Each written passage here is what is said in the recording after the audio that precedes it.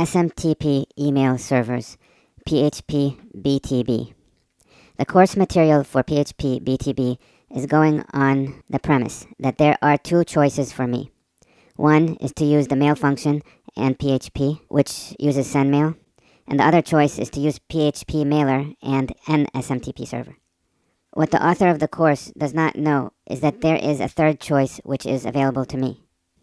That third choice is to use a Unix system that uses XM4 with a smart host, and then use the same PHP mail function we talked about in earlier videos.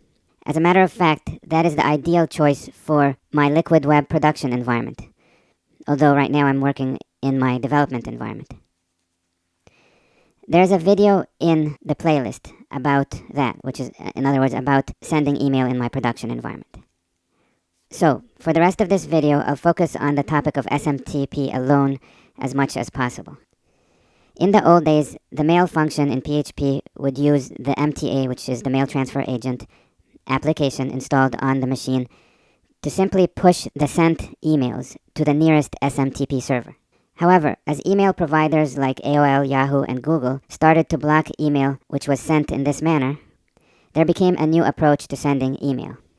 That new approach entailed having the sending system deliver emails directly to a chosen SMTP server and authenticating with it in the process. These days, this SMTP server, which is used in this context, is referred to as a smart host. Ubuntu Linux and CentOS these days are usually set up with an MTA called XM4. XM4 gets configured to use a smart host, and thus the PHP mail function will be using SMTP indirectly. In other words, we don't have to find some class, the PHP mailer class, which we're going to talk about in the next video. That's not necessary. We can just stick with our basic mail function in PHP as long as the system has XM4 and XM4 is configured to use a smart host. Now, in the days of the BTB course was written, XM was not being used to take care of SMTP usage. Hence, the video which will follow will talk about using PHP mailer instead of talking about using XM4 solution. In the video which follows, which is about using PHP mailer, we are going to bypass XM4 and connect to a known SMTP server directly from our PHP. In that last sentence, I mentioned XM4, but it could have been sendmail or any MTA. In other words, PHP in the script in the next video is going to be communicating directly with an SMTP server. It's not going to be using an MTA to do the sending of the email. Hence, we will need certain pieces of information about that known SMTP server. Okay, I'm going to tell you what this information is. In my case, I decided the best choice was to use smtp.gmail.com. That's the SMTP server that I chose to use. And I've been using port 587 with that server. That's how, as a matter of fact, I have my XM set up in the development environment. However, there are other people on the internet who talk about using that same SMTP server with port 465. Now, 465 uses SSL TLS, whereas 587 uses only TLS. Now, when I need to decide whether this SMTP uses authentication or not, I'll say yes.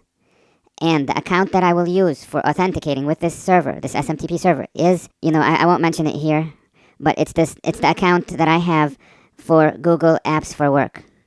And it has my own domain, which is buscompanyx.com. And I won't tell you what the username because then you'll guess the whole email address. Anyways, and the password for that account is my standard. Okay. The information which you supply for the SMTP server would be the same as what you would supply a mail program, like an MTA, like Outlook, for example, or the email application on your Macintosh. The type of application, these days we use web interfaces for email a lot to check our email and to send our email. But in the old days, the only way was to have an email application on your desktop. And so that's what I'm talking about. The information which we're going to supply about the SMTP server, which includes its authentication, authenticating with it and specifying its port and its host name and all that, that's the same information you would put in a program like Outlook. When I talked about my options before, I forgot that there was one more option, which is to set up an SMTP server on the same machine running my PHP application. As a matter of fact, that's how Liquid Web sets up my server in production. It is possible to work with PHP code which will connect to an SMTP server. However, PHP Mailer will take care of that for us in the next video. That's it.